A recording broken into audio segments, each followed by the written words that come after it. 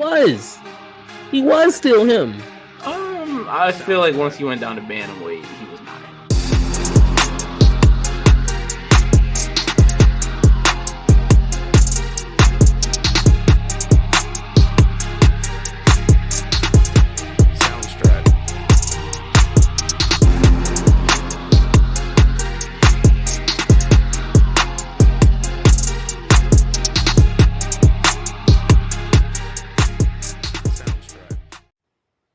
What's going on, y'all? Road to Gold family. It's your boy Dylan. I'm here with my man Ron. We got a special little episode for y'all, man.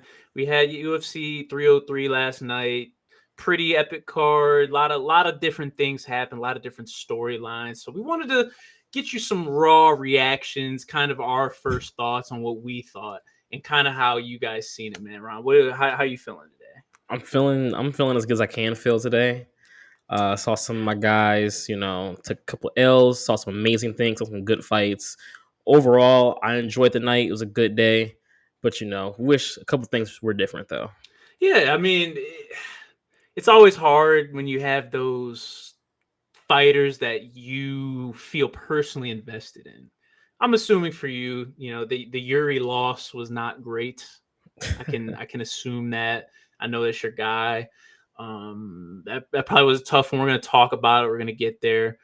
But just like you said, I agree. I like the card. We actually watched it in Xbox Party, which was an interesting way to watch it. Shout out Nick. He made an appearance. Before, why don't we just get into it? First, it was good fights all over the prelims. I mean, Vinicius Oliveira got a nice dub against Ricky Simone. Yep. We saw Andre Arlovski take a L. We saw Michelle Waterson Gomez take a L. Both of them might be. I know Michelle. She's obviously retired because the right. Video.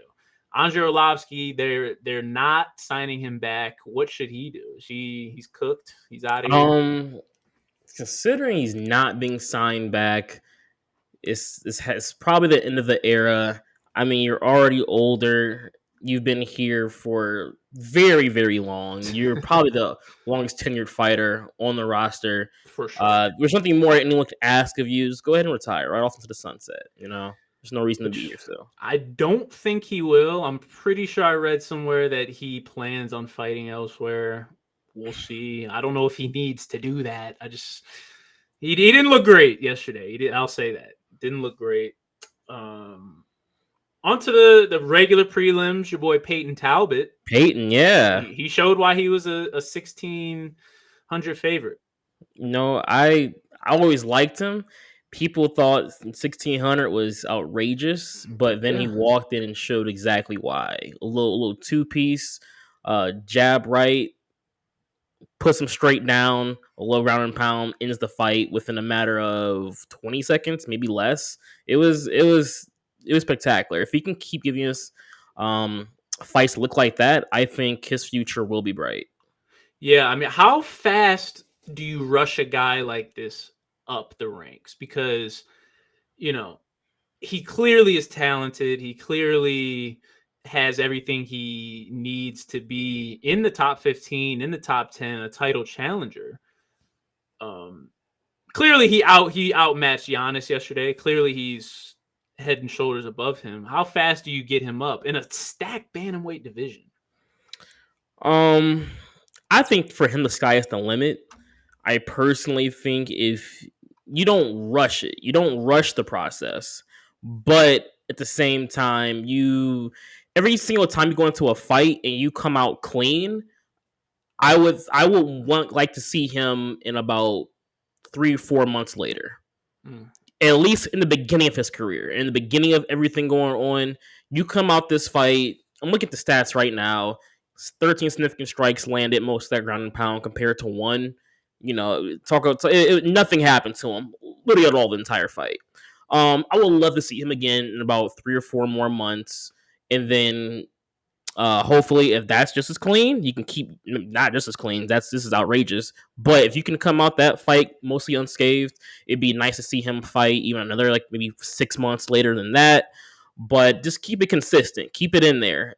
keep fighting opponents that are above you, but don't rush. Don't rush to try to fight, the number 8, 9, 10 ranked guy, because then all of a sudden you're putting yourself in a situation where losing that fight can, hold you back. Now you have to wait on next opponents, and you may be losing some of the hype, some of the aura, as the kids say. A lot of stuff starts to kind of fade away. So I would like to see him be consistent, but just don't rush the name of your opponent.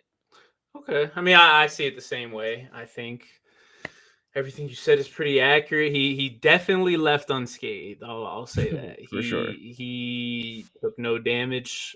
I might want to see him in there before, 3 months. I don't know who they would if he had somebody in mind. I mean, end of June. I guess, 2-3 months would be good. I'd love to see him in September. That'd Um, be nice. I know everybody's talking about the Sphere, and I don't know if we can squeeze him in there too. I don't know. I would love to see that, but nonetheless, he looked fantastic. Jean Silva took out Charles Jourdain, looked relatively easy, which was interesting. Cub Swanson, he took a loss. He lost to Andre Feely. He looked good though, right? He didn't look like a normal 40-year-old. He did not. I wouldn't have known he was a 40-year-old, if I didn't know he was a 40-year-old. He looked honestly really good. There's a lot of fighters last night who he would have beaten with his performance. He landed more total strikes actually, which I did not realize. It really comes down to just the significant strikes. He just wasn't able to keep his jab going. He wasn't able to keep significant strikes going consistently. He got taken down a couple times. That's where he kind of starts to lose the fight a little bit, but I believe he still has some gas in the tank. Him being 40 years old, I would ask him, what is it you want though? What is it you're looking for? You're looking for just some money. If you're looking for some money fights, then I mean, your name isn't like, isn't sell out arena, but you can get thrown on a couple more pay-per-views against some pretty decent fighters. I think if you wanted to get a couple more under your belt. But outside of that, if you're looking for belt opportunity, like you start asking yourself, can you put yourself through another run? How long this run is going to be? You're already 40. What is it? Your limitations? What is it you can and can't do? How much time you need in between fights? Stuff like that. I would love to see him at least get one or two more fights in with some pretty decent opponents. I don't say that often about older guys, but considering how good he looked, I think he's worth watching a couple more times. High praise from the veteran hater Ron Askew. Okay. I agree. He didn't look old. He still looked very twitchy. He looked very fast. He still packs a punch. Andre Feely is a guy who was borderline ranked. He Right. lost to Dan Ige, who we'll talk about later, in January, but he was on the fringe. And Cub, I'm sure he's always on the fringe. Maybe not right now, but I don't know. I guess I agree. I could see him getting not money fights, but facing some other good Right. veterans in that division. I guess we'll have to see about that. Joe Pyfer took out Marc Andre relatively quick. Nothing to even talk about there. It was Yeah. Joe's back on the train. I was very curious to see how he came out. Being that his last fight was against Jack Hermanson and he did not fight the way he wanted to. Lost a 5-round decision. Just couldn't really get in rhythm. Couldn't really manage the distance right, and obviously completely different. This fight, I agree. which was pretty good. Very interested to see where he goes. But let's talk about this main card. Because there were some very interesting fights, some very interesting results. First, Ian Machado Garry Right. defeated Michael Venom Page in. It was an interesting fight. It was an interesting fight because MVP looked like he was on. He looked like he had Ian's number when it came to the speed of the fight, when it came to managing the distance of the fight. I'm not going to say he was washing him away on the feet, but he clearly was in the lead. Yeah, for sure. Ian, being a more balanced, a more well-rounded, almost a veteran move, picked up on that and he said, "Ma'am, this isn't going in my favor.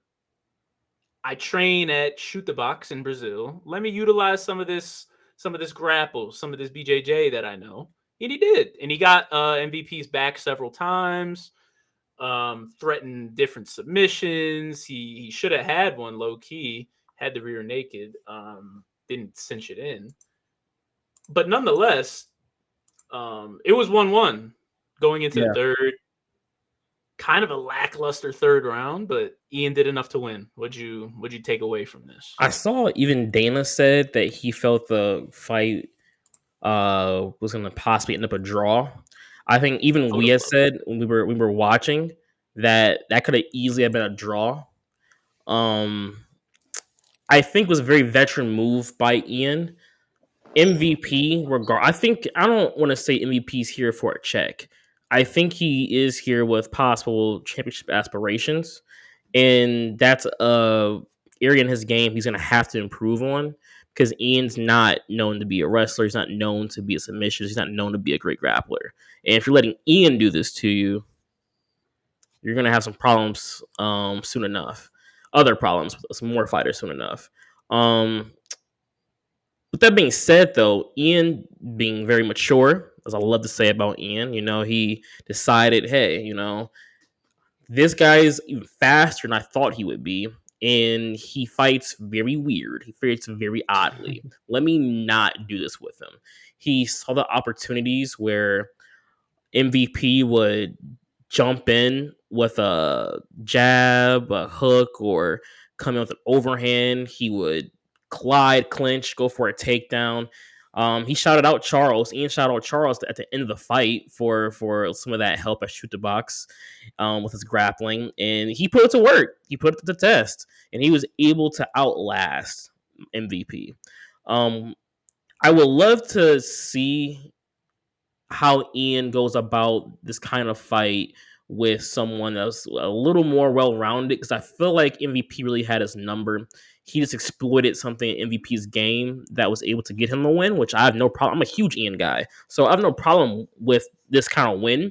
But it also kind of felt like, hey, like you're not getting this off on the talent that's above you. And I would like to see him improve it if you're going to go to your wrestling a little bit more. But even if not, you're striking. You can't let even MVP is an elite striker, but you can't let someone kind of. I want to say he was almost outclassed. Personally, I didn't feel comfortable at any point watching the fight that Ian could actually stand with MVP. He landed a couple good. Besides a couple rudimentary, simple jabs, a two. Maybe he landed like a hook, maybe once or twice. But outside of that, there was nothing Ian landed that made me feel that he should be striking with MVP. So I would like to see him advance. He loves jumping different gyms and finding out different styles, and we get to go about his game. I would love to see him go about that even more and try to figure some things out about himself that makes me even a little bit more uncomfortable. But I'm excited to see his future, though. I'm excited. Yeah, I also agree. I think MVP, he definitely outclassed him. I never felt like Ian was really in danger of being stopped on the feet. Um, but I did feel as though they were on two different levels. MVP was almost able to blitz in there, not at will, but almost whenever he wanted, and was able to get some strikes off. That blitz too that he does is it's hard. It's hard to stop. I don't envy his opponents in that aspect, but Ian did what he had to do. He got the dub. Now his next up is where it gets interesting because he's at 7. We'll see the rankings tomorrow. What he officially comes out at, but he's got some guys ahead of him. The Colby, I think he told Dana right after the fight, I want Colby, so that's always there. Jack Della, that's a top 5 guy who's in his way. Shavkat, I He's the don't one with that right know. now. Not I yet. don't know if Not he's yet. there yet. I Not don't know yet. if we want to feed him to Shavkat yet. I think Shavkat needs to face like Kamaru. That'd be good And for him. yeah, I I think Bilal faces Leon, Kamaru, Shavkat, Ian. I don't want Ian. I don't want to see Ian versus Gilbert. I don't want to see that. Not right Why? now. Why? I just don't. I don't think they're on similar trajectories right Okay. now. All right. Okay. I get I that. feel, and that's kind of a crazy thing to say because he's definitely not on the same trajectory as Colby Covington. But there's a more personal aspect there. They've had the beef. They've been constantly going back and forth. There's been personal jabs taken at his family, and that's a unique situation. I wouldn't want to see that fight if it wasn't for the personal issues there. But they're there, so I'd want to see that. Same, and with Jack Della, I feel like they're kind of two sides of the same coin, and they're going to converge at some point because they're both rising stars in the welterweight division. With that being said, there's a man here who we're not mentioning that I think as has to in some degree have to be kind of put in this mix a little bit. Who's that? So let me look at the rankings just to be sure exactly who, like, where everyone, because what you said, you kind of matched everybody really well, and I think those are very, like, that all makes sense. Mostly the top But five.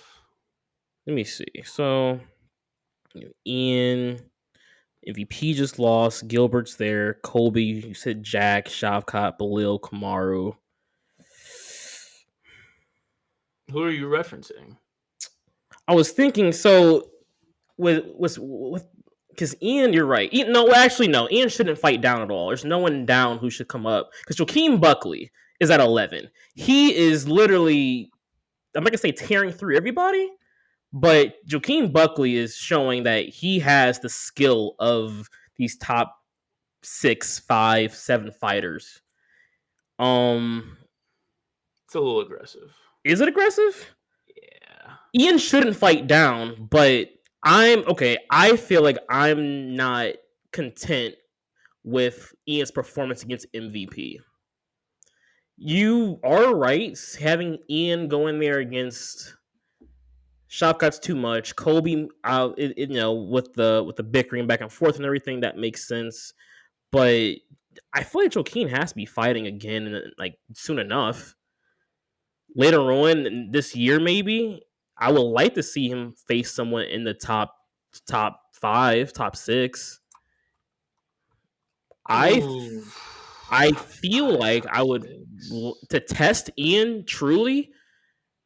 If for some, Oh, so you're talking about Buckley. assuming Kobe does not for some reason take that fight with Ian, how it was supposed to happen in the first place. I don't know what the issue is with between those two right now, but if that fight does not happen, I think I would be okay with seeing Joaquin fight Ian because that's 7 versus 11. No. No, is that aggressive? Yeah. It's only 3 rankings. It's 3 rankings. Yeah, but look at them in and of themselves. Like Joaquin Buckley, don't get me wrong, he's electric. He is becoming a fan favorite. He's doing everything that he should be doing. Is he a elite striker yet? No. Does he belong with the Ian Garrys, with the Shavkats? Because we're talking about Ian fighting the top of the division. I don't know if Joaquin Buckley is fighting the top of the division yet. I think he needs to go ahead and fight buddy right in front of him, Jeff Neal. I think that's a good fight. That's actually a perfect fight for him. It's I think he's better than that. I That's don't my know if he problem. is. I think he's better than that. Not saying Golf Neal is a walk in the park at all, but we know what to. It's going to be fun. It's a fun fight. The fans would like to see. I think he's. I think his trajectory is higher. It's faster than him having to fight Neal, than having to. I don't know. A lot of things would probably happen by then. But based off the rankings right now, after Neal, he'd be probably having to fight like what, Sean Brady. Assuming there's a loss somewhere between someone, maybe yeah, Jack would be nice, but Jack, assuming he probably would, he's 5. Someone in the top 5 or 6 would have to lose sometime soon. So it'd be fighting. He'd be fighting Neal, Maybe a Sean Brady because he hasn't been in there in a second. But besides him, maybe someone who would lose in the near future, maybe like a Kobe or a Jack. And that's just too many fights for me. It's too many fights. He's better than that. He's better than that. We strap rockets to guys who have done less than what he's done. He's had exciting fights. He's knocked people out. He stood in front of anybody and everybody. Why does he have to take the slow grind? Because he's had that rocket strapped to him and then he went down. Like he's gotten that push before and it hasn't worked out. And I'm not trying to say that he doesn't deserve an opportunity to get back there because he does. I do think a Jeff Neal is a good fight. I do like that Sean Brady fight as well. I think that's almost a perfect clash of people right there. Throwing Joaquin Buckley against an Ian Garry right now, because Ian's gonna outclass him on the feet. He's not Really? faster. He's not faster than Ian. He's not gonna control the distance. Only thing he has on Ian is power, which he does. No doubt about it. But in I feel almost like every other aspect, Ian's gonna better Joaquin him. would be the one guy that's going to stay on Ian. When we saw Ian face Magny or Neal, we saw a counter striker, a lot of movement. He was using a lot of jabs, front kicks, moving side to side. He was able to stuff a couple of takedowns. We saw a very defensive guy that was just trying to win the fight and just show that he was a better technical striker, which we knew that already. Joaquin doesn't care about any of that. He doesn't care to try to be technical with you. He's gonna get in your face. He's gonna stay in your face. All that movement Ian's doing, I don't think it's gonna work against a guy like. The reason we don't want to see him versus Shavkat is not only because I think the wrestling aspect of it, but also I think the striking aspect of it. Shavkat is gonna be in his face. He's gonna he's gonna clinch. He's gonna throw hooks. He's gonna throw kicks. It's not about at that point when you're facing a guy who has a little more grit and grind to his game. I think technicality doesn't matter unless your technical skills are that good. Unless you're of the level of Pereira, of a Adesanya, you can use your technical skills to outdo someone who is a little more, grit, a little more heart, if you will, to their game. But Joaquin, I think, is tactically good enough, and he's gonna be on Ian. He's gonna be in his face, and that all that movement isn't gonna be enough. Ian's gonna have to figure out some other way of going about that matchup. I think Ian versus Joaquin would be exciting to watch because we're gonna see Ian have to actually fight, which we haven't seen yet. No, I mean, it would be exciting to see. I again highly doubt that happens. I mean, Sure, I Ian doubt it. didn't even want to fight down against MVP, and Joaquin, as exciting as he is, he's not MVP level draw yet. So, unfortunately, I don't know if we'll see that. Nonetheless, though, Ian Garry, he went out there, he did what he had to do, got himself a dub, MVP. I'll be interested to see where he fits back into this equation. Not too pressed on what he decides to do. I mean, the Wonder Boy fight's always there. Shoot, match up Joaquin Buckley and Michael Venom Page. Why don't you do that? That's too many fights. He wins that. He goes up maybe 2 or 3 rankings. Ah, when you put young good new especially new faces that are good, and you make them go through the gauntlet of the division. I think the odds of a loss are like obviously they're higher because there are more fighters, but like it's almost bound to happen. And maybe whether you want to call it fluke or maybe he's just not good enough or whatever the case may be, you're I, you're putting Joaquin against at least 3 or 4 fighters trying to just become top 5 at that point. And it's like, ugh. When this was Leon, people were saying, "Oh, Leon should have been had a title shot. Leon should have been had this, that, and the third." And it was a problem when it was Leon, but we're okay to give it to Joaquin. I don't know. Well, first off, Leon had a 10 fight win streak, so it's a little different. Joaquin's on a 4 fight win streak. Hey, starts right now. No, I mean, but you see, you need. That's 4 fight win streak. Yeah, but people were calling for Leon to get more respect because he had put together 9, 10 victories. Joaquin Buckley is not new. He's not a new guy. He's, like I said, ever since he got that flash crazy knockout, one of the best knockouts you'll ever see, that was like 2020. That was around COVID. He did that and they strapped him up and then he got knocked out. And then he came back. He got like 3 victories in a row. And then he faced Imavov, who we just watched in UFC Louisville. I don't think he got knocked out. I think that was a decision. He lost that. Fought Chris Curtis, lost. Like he's had his issues. Like you can't just be granted this new opportunity. Yes, he moved down to welterweight. He's at a new pinnacle in his career, so to say. But we can't just be gifting him opportunities. I feel like it would be a gift personally. I get what you're saying. I feel you. I think he's a showman. Yeah, he talks it. He walks it. As currently he's walking it. Why not give him some of those better opportunities too? I I'm a fan of respect him. it. I respect it. I respect it. We'll see. We'll see. Next fight though, I don't think it's controversial.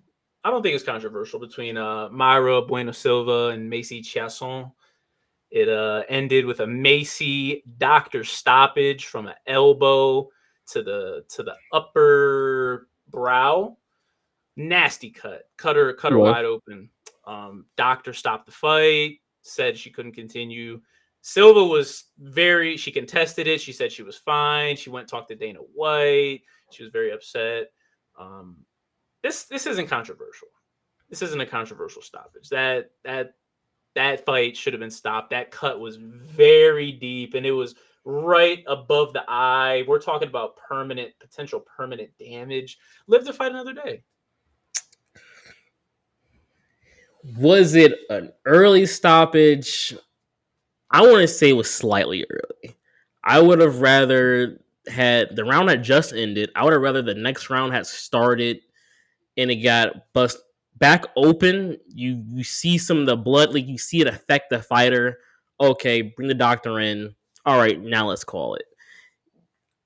We've seen some of the bloodiest, craziest matches in the UFC happen. We've seen them continue the fights. I do. It was deep and it was bad. It was in a terrible spot, but it wasn't affecting her. In no point was she affected by the cut because she wasn't given a chance to be affected by the cut.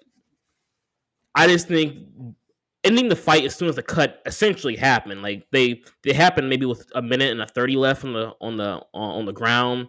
The round ended. She gets up, immediately brings the doctor in. They call the fight.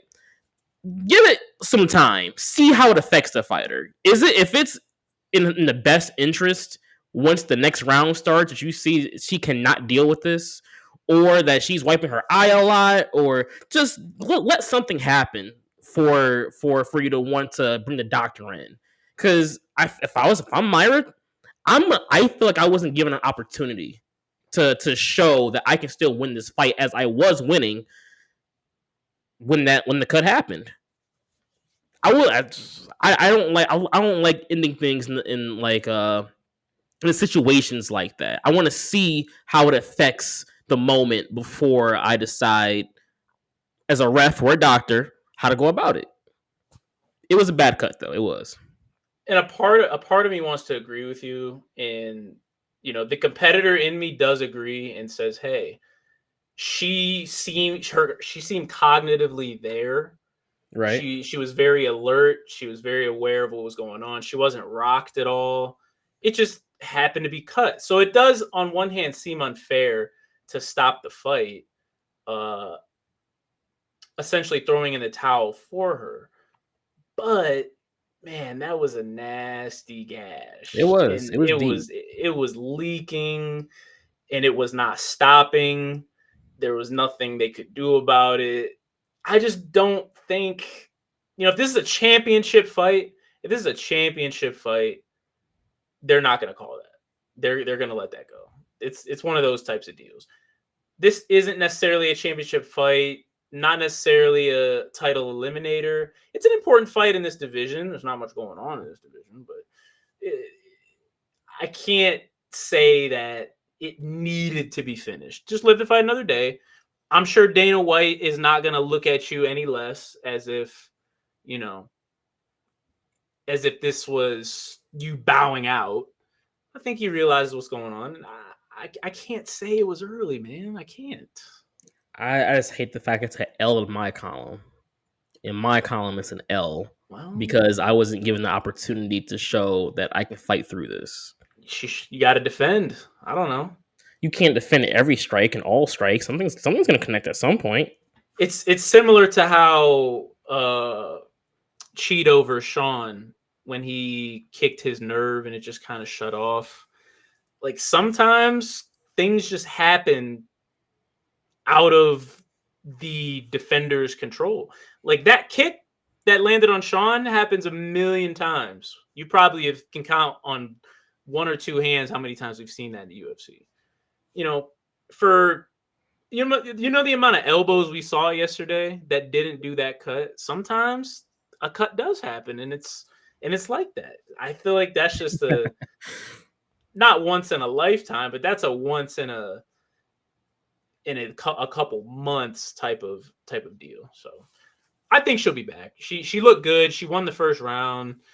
Second round was kind of back and forth. Macy probably was going to win that round, but nonetheless, I think she'll be back. I think she'll be fine. Sure. I agree. I understand why, but I wouldn't be comfortable with it. I would not be content with that loss. I mean, of course not. Like I said, the competitors, they all know they want to go out on their shield, but sometimes you got to protect the fighters. What can I say? Anthony Smith didn't look great. Please retire. He didn't. No. Please. Let's not do that. He doesn't need to retire. But he did. He faced Roman Dolidze, and again, a fight that for the first round looked very exciting, had fight of the night potential, and then just kind of dragged on and tapered really fast. It did. I think at least in Anthony's case, the lack of preparation did affect him. And you could see it. He was just very fatigued and it didn't look like he really wanted. I don't want to say he didn't want to be in there, but it just didn't look like he felt like himself in there, which, you get 2 weeks to prepare for a fight that you normally have 8, 10, 12 weeks to prepare for. Sometimes it happens. Nonetheless, Roman Dolidze, he went out there, he did what he had to do. He says he's going to be top 10 in both divisions. We were having this debate a little bit yesterday. Where do you want to see him at? Which division? I think there's more opportunity for him in light heavyweight. That would be nice to see him in there. The top of the crop, I get definitely it's going to be a little, it's going to be a little bit of a challenge. But especially being if he ends up being top 10 in light heavyweight, I think that'll be a great place for him to start at. Get some great fights under his belt against some up and comers, against some middle tier guys, the middle tier of the ranked guys. And then once you kind of sharpen that skill, just feeling the difference in being a light heavyweight compared to a middleweight first off, and then kind of going through some of those fights and learning the division as he has no understanding of what's going on or who's even in the division in the first place, which he said in the interview yesterday. I think he'll realize that's going to be a good division for him to be in. I think middleweight, there's a lot of good fighters in middleweight, and the way he fights, I don't think it's going to benefit him at middleweight at all. I don't see that being a winning style of fighting for him at middleweight. Light heavyweight, outside of the champion, I think it's a little wide open right now. If there's a place I want to be as a non-heavyweight fighter, it'd be light heavyweight. Yeah. And yesterday, I was leaning more towards middleweight.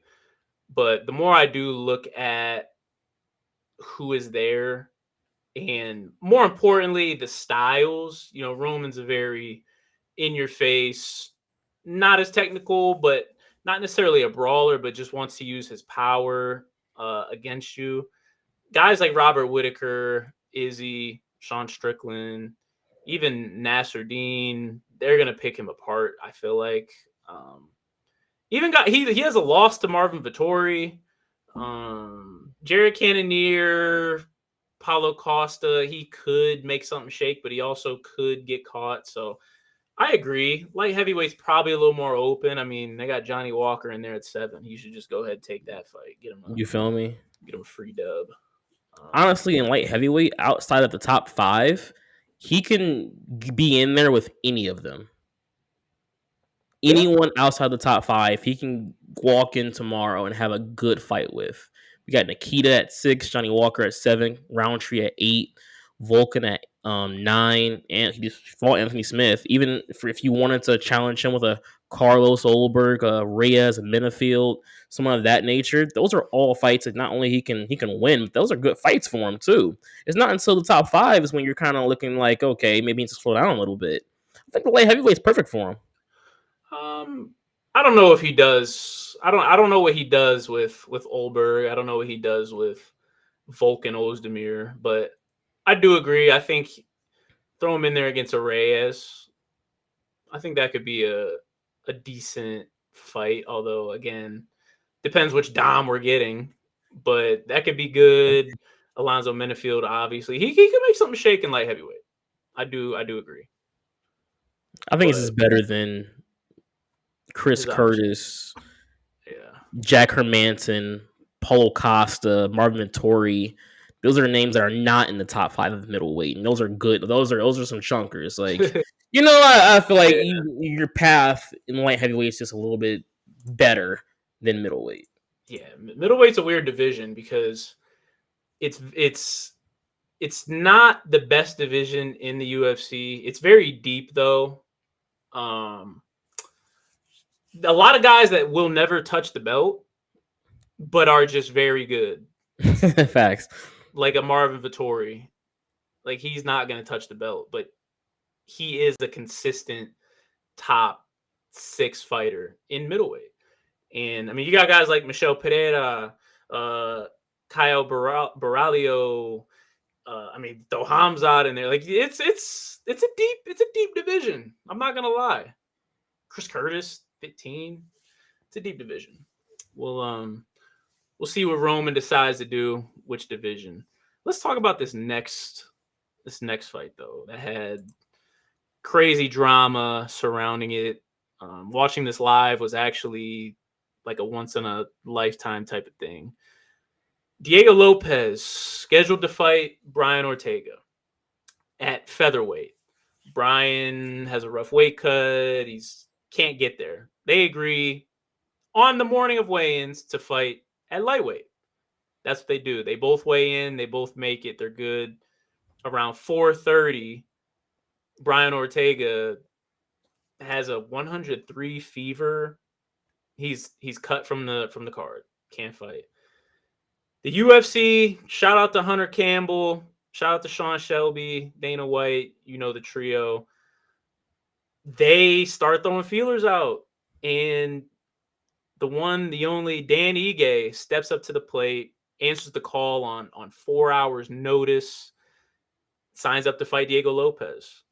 And look good. Granted, Dan was in camp. He was in camp for a fight later in July. So it's not just straight up off the couch, which I'm glad it wasn't, because the product wouldn't have been the same. But he looked really good in there. He didn't get the win. Diego Lopez outlasted him in a unanimous decision. But Dan won round 3. He won round 3. He looked very good. Diego did look better, though. What'd you think of this? In general. What we saw is a story that you can make a movie about.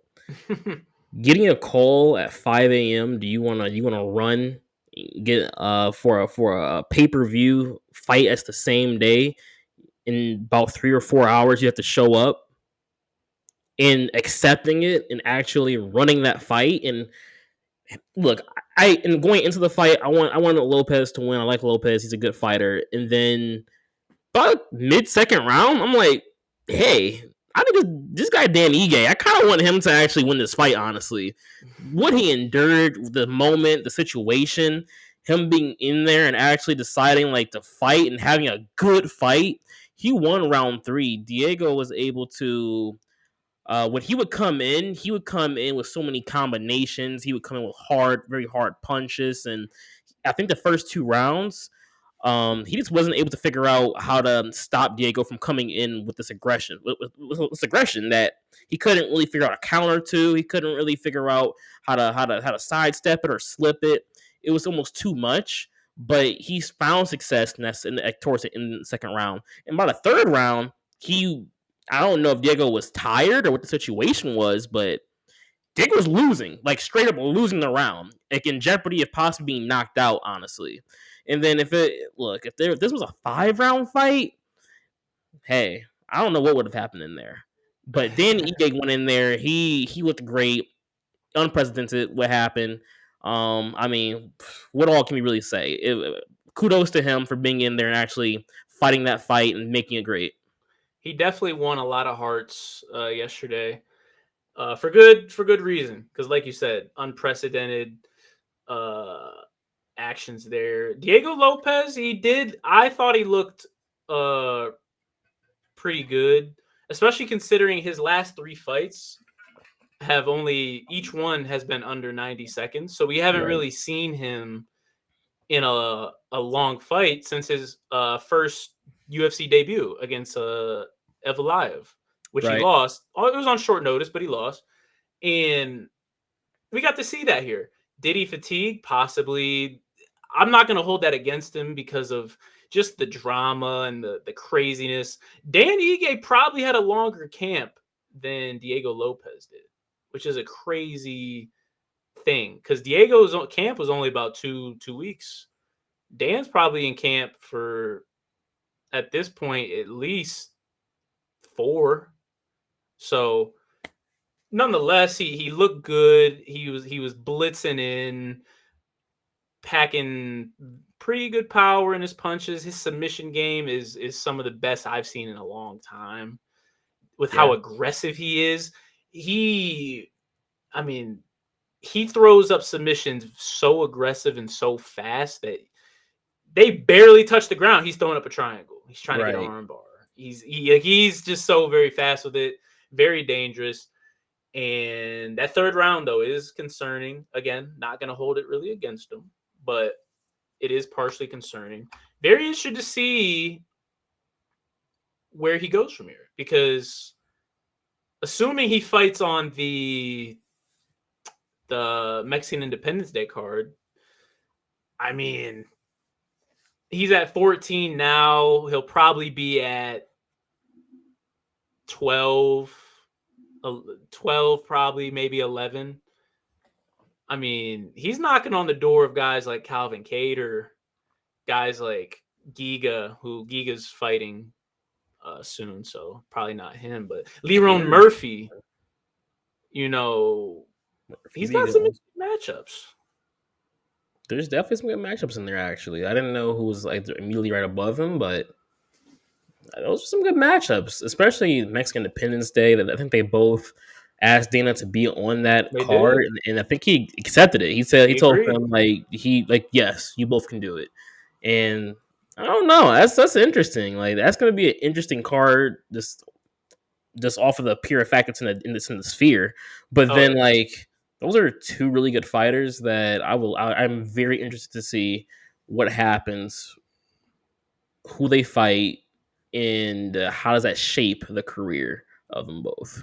Oh yeah, very, very exciting. I'm surprised they didn't get fight of the night, which I get on paper it might not have been the best fight of the night, but just considering the context and the drama surrounding not just Diego but also Dan, I figured it would be. It was one of the more exciting fights too. It definitely was.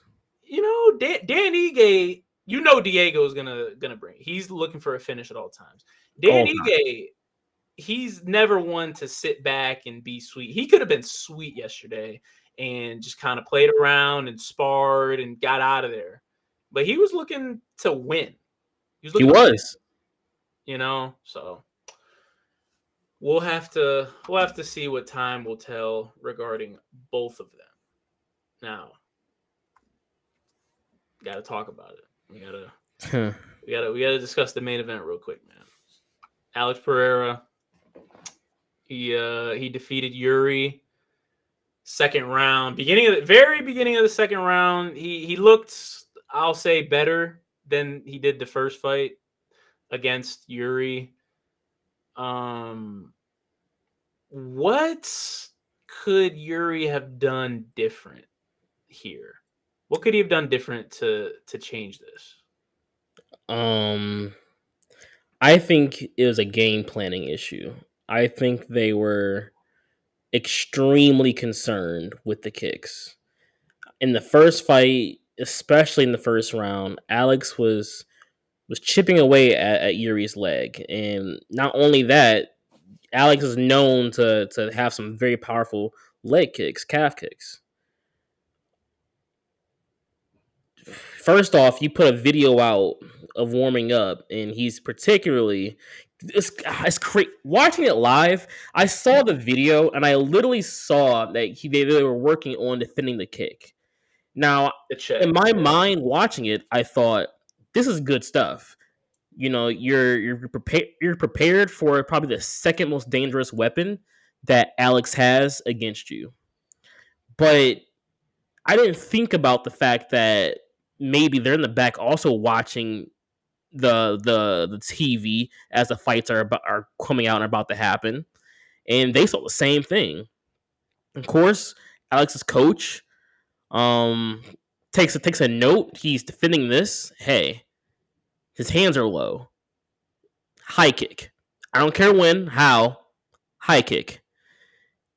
In the fight, that wasn't Alex's first high kick. Yuri did a good job at avoiding and defending maybe one or two other high kicks in the fight. I think he may have been still dazed from a counter left hook. He tried at the end of the round. He tries to jab Alex. I don't know. At the end of the round, why are you jabbing at the end of the round? Like unless you know it's a powerful hard jab that can land. I get it, but it feels like that's not the kind of strike I'm throwing to end a round. And he threw a jab. Alex counter left hook. He drops Yuri. It's a knockdown. Yuri looked okay. When he got up, he was a little off. He's bouncing around his feet though. He's he looks decent, looks all right. I think he was still probably dazed. And then in the beginning of the second round, he's just in front of Alex. He does the one thing I was screaming not to do. He's standing there in front of Alex, and then Alex takes a kick. The trajectory of the kick looked like it was going to start low, ends up going high. Yuri braces with his hands for like a kick maybe to the body, and kick goes high, knocks him straight out. That was fight. One, be aware. You know how you fight. Your hands are always down. High kicks should be the number one responsibility of knowing that maybe may happen to you. Maybe he was dazed. Maybe that's the first problem. I don't know.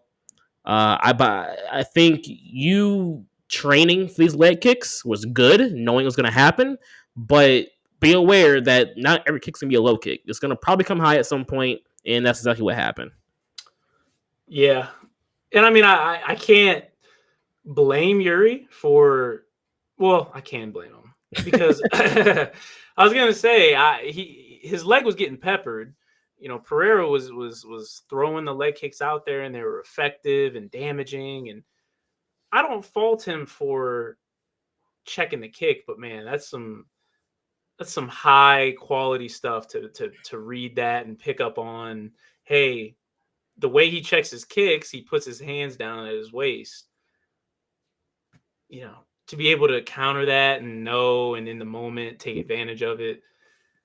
That is top stuff. That's top stuff. That's champ stuff. I got to give it to Pereira. He looked very good. He looked very smooth. Hopefully his toe is all right. I'm hearing he may have broke it. To be all right. Yeah, you know, he had broken toes coming into this fight. He'll be fine.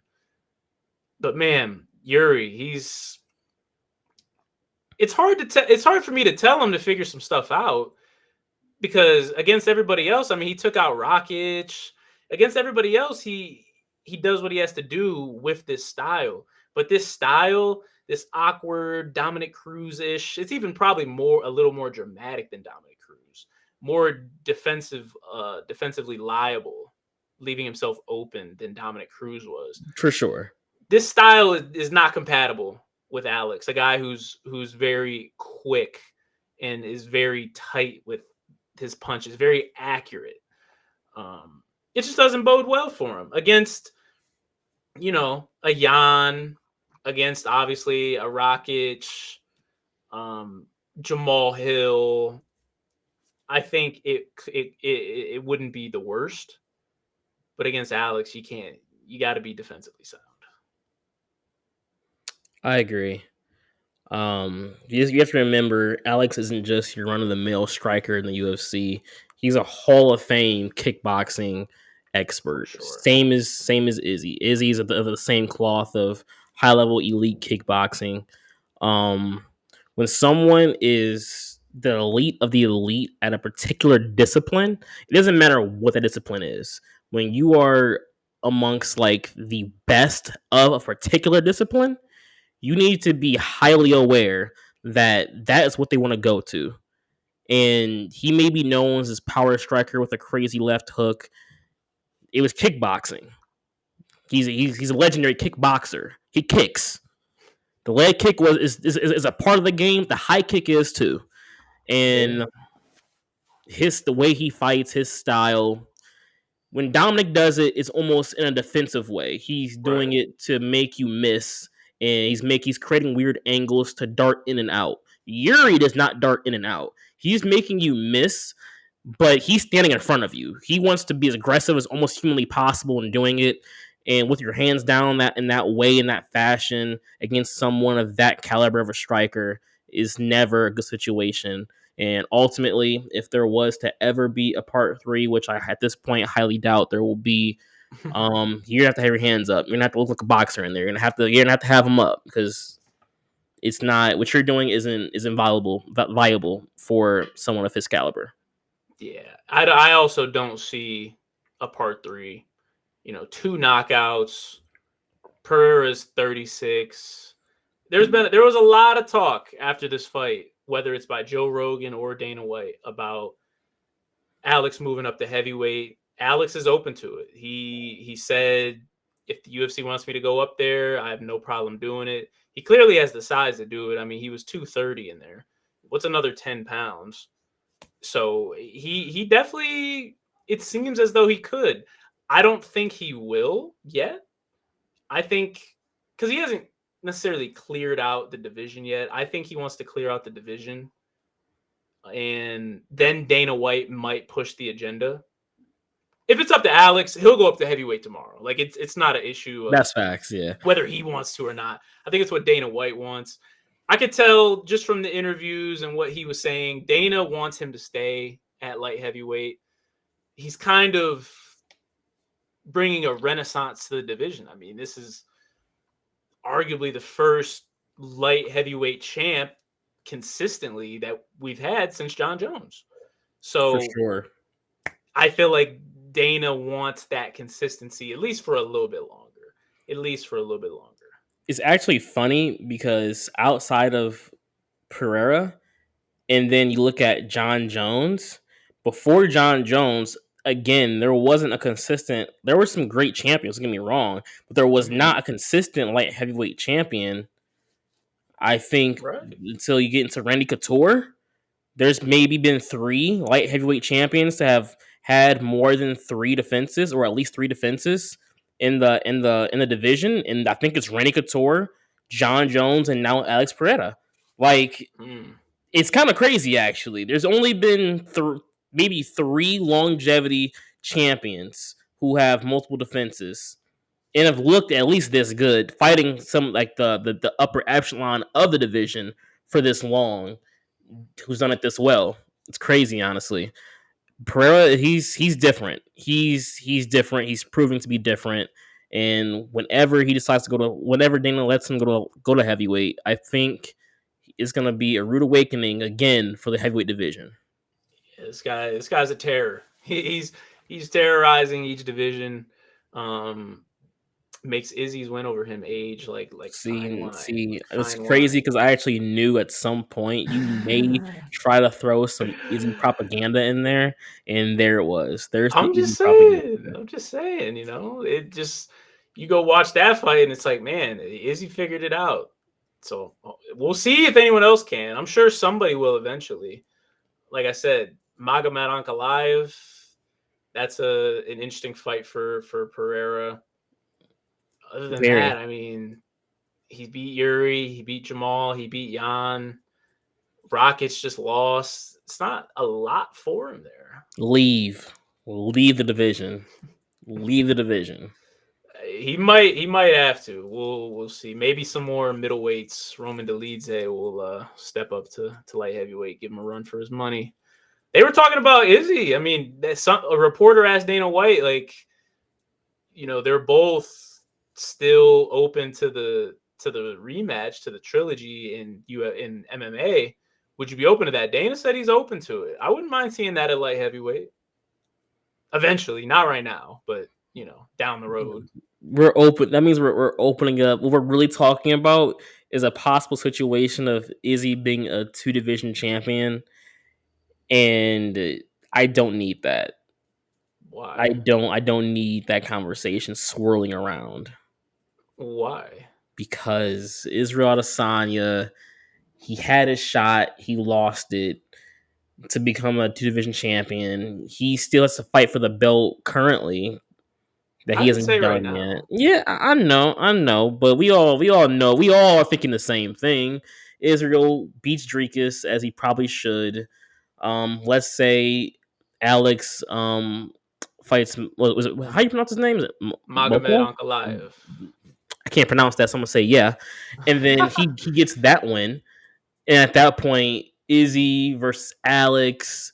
This would be it'd be so huge. Izzy fights Alex again to what they're 3-1 right now. This would make it at least 3-2, a back-to-back dub for Izzy, then to also become double champion, which in a fight that probably would not happen again because at that point, if he lost, Alex would definitely go to heavyweight.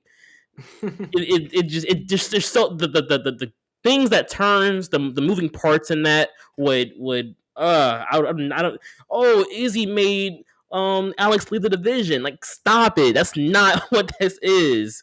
I don't need the hype, the propaganda that Izzy would receive if that was to happen. I swear you go out of your way to hate on my favorite I really don't. I I really feel like you don't. do. I feel like you do. I don't go on my way to do it. It's just like you see the vision that I see, but you are actively for that vision, and I am not. So it's like I can't be on that wave. Oh man, that is too much. Nonetheless, we'll have to see what they decide to do with them. Overall, like I said, a solid pay-per-view. Really wish Connor would have been on there. I'm not gonna lie. That'd have been nice Him versus Chandler just would have just to. I feel like the energy in the building would have been a little higher, for but sure. nonetheless, it was good. Some good prospects got some good dubs. Some older fighters took some L's. Some retirements happened. Some knockouts happened. This is nice. I'm glad we get to do a little recap here, just while it's fresh in the brain. Get our thoughts out there. I'm interested to see where each fighter kind of goes from here. A lot of different storylines. Next week we got Rose Namajunas. She's back in the limelight. She's supposed to face Macy Barber.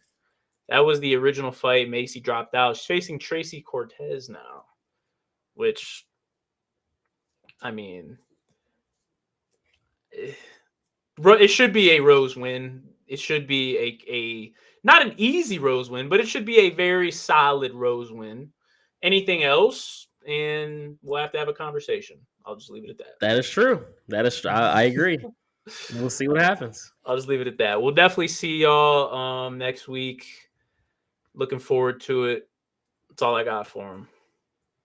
Nothing else from me. Like, subscribe, retweet, repost, share, all that. Give me all of it. Appreciate y'all.